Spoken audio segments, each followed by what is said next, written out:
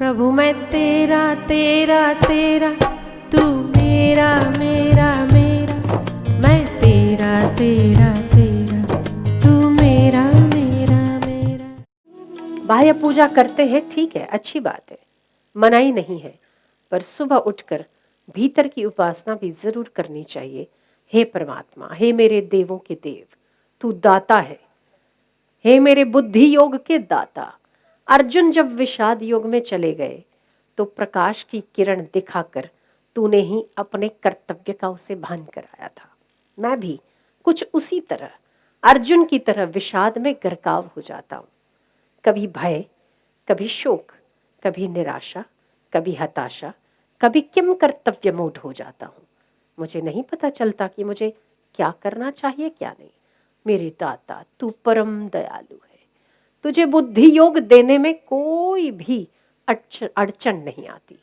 बुद्धि योग का दाता है, मेरे बुद्धि योग के दाता, मुझे मेरे नाथ बुद्धि योग प्रदान करो। मुझे क्या कर्तव्य है क्या अकर्तव्य है मैं नहीं जानता, पर मेरे इस विषाद को दूर कर मेरा मार्ग प्रशस्त करो मेरे नाथ। दिवाली के त्योहार हम मनाते हैं, आपस में एक दूसरे से परिवार से मिलते हैं। क्या कभी हम अपने भीतर में जो हमारा मुख्य परिवार का सबसे बड़ा मुखिया है, इससे मिलने की कभी कोशिश भी की? बहुत आश्चर्य है कि हम बाहर के परिवार वालों से बुलाते हैं, हैप्पी न्यू ईयर करते हैं, हैप्पी दिवाली करते हैं, पर हमारे भीतर जो हमारा मुखिया बैठा है ना, जो सारे परिवार का सबसे बड़ा है, क्या उससे कभी मुलाकात करने की कोशिश की?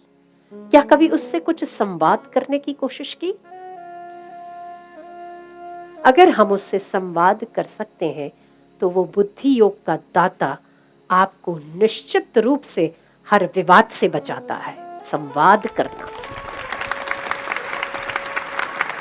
गीता वाद नहीं है, गीता विवाद भी नहीं है, गीता एक मीठा सा संवाद है। गीता वाद नहीं है, किसी विवाद की वजह भी नहीं है, पर उन समस्त विवादों को मिटाने वाला गीता मीठा सा संवाद है। क्या हम अपने परमात्मा से, अपने इष्ट से क्या कभी संवाद करके देखते हैं? आप संवाद करने की आदत बनाओ। यदि हम उससे संवाद की आदत बनाते हैं तो हम में कोई भी विवाद नहीं होता और अपराध तो करने की गुंजाइश नहींवत हो जाती है।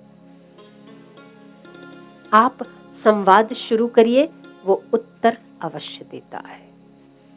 हम उसे कृष्ण कह दे, हम उसे राम कह दे, हम उसे बुद्ध कह दे, माताजी कह दे, गुरु कह दे, हमारा इष्ट कह दे, जो कुछ भी नाम हम रख ले, पर हमारे इष्ट के साथ हमारा संवाद होना बहुत जरूरी है। हम परिवार से जब परिवार मिलते हैं तो हम पूछते हैं, कैसे हो जी, क्या हालचाल है, सब ठीक ठाक है ना, धंधा पानी ठीक चल रहा है, बिजनेस ठीक चल रहा है, बाल बच्चे ठीक है? क्या हमने कभी अपने परमात्मा रूपी पिता से क्या कभी पूछा कि आप मेरे दिल में बैठे कैसे हैं? क्या मैं आपको प्रेम करता हूं, क्या आपको सुनाई देता है?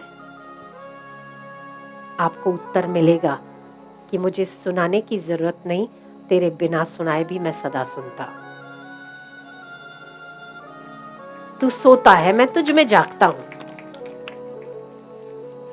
मैं एक मीठा सा संवाद हूं, मैं न वाद हूं न मैं विवाद हूं। तो परमात्मा संवाद का विषय है, परमात्मा संवाद की कृति है। एक मीठा सा एहसास, संवाद करना सीखिए। अगर हम संवाद करना सीखते हैं, मैं एक परिवार के 4 सदस्यों की बात करूं तो परिवार में अगर 4 सदस्य हैं, एक का मुंह उधर है, एक का मुंह उधर है, एक की विचारधारा अलग है, एक की विचारधारा, ऐसा अक्सर परिवारों में होता है, आपके परिवारों में भी होता होगा। 4 व्यक्ति कभी भी एक विचार पर, एक मत पर ठहरते नहीं है, और मम्मी पापा एक होते हैं तो बच्चे उससे अलग ही होंगे, या एक बच्चा मम्मी के पक्ष में होगा तो दूसरा बच्चा पापा के पक्ष में होता है ना? ऐसा होता है ना? हर घर में होता है।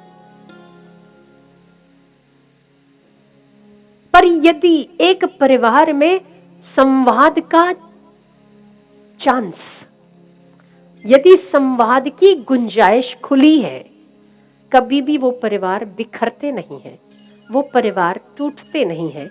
उस परिवार पर दूसरे किसी का आधिपत्य नहीं चलता, जिन घरों में संवाद होता रहता है। तो एक दो व्यक्तियों के बीच में भी यदि संवाद का बॉन्डिंग, अगर एक दो व्यक्तियों के बीच में बॉन्डिंग मजबूत है, संवाद का जरिया खुला है, तो उस व्यक्ति को कोई तोड़ नहीं सकता। मेरी भी आपको एक नसीहत है कि आप किसी से संवाद कर पाओ या ना कर पाओ, उस परमात्मा से संवाद सदैव जारी रखो। संसार के किसी भी बल और शत्रु की ताकत नहीं कि आपको कमजोर कर सके, ये परमात्मा का बल है। परमात्मा से संवाद बनाए रखो, उससे संवाद करते रहो।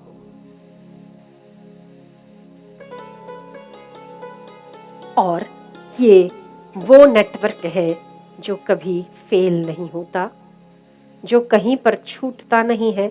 ये वो मोबाइल है जो कभी चार्ज खत्म नहीं करता, हमेशा चार्ज रहता है। ये कभी भी ऑफलाइन नहीं होता।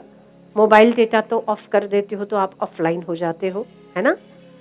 मैसेज आना जाना नहीं, इसको एनी टाइम 24 घंटे 7 दिन 365 दिन प्रत्येक पल आप इसे ऑनलाइन देख सकते हो। संवाद तो मैं न वाद हूं न मैं विवाद हूं, पर एक प्यारा सा संवाद हूं। जब हम संवाद नहीं कर पाते, इसीलिए हमारे घरों में, हमारे मनों में वाद होता है, विवाद होता है।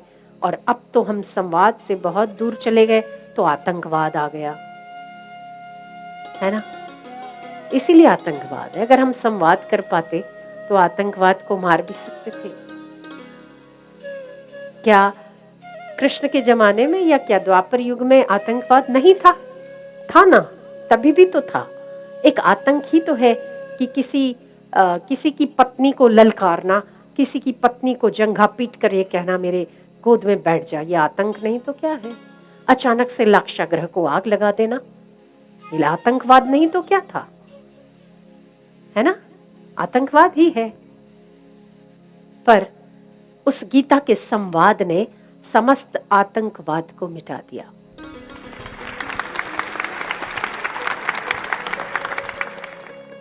तो इसी संवाद का हमारे परिवारों से लेकर आतंकवाद तक इस संवाद का बड़ा महत्व है।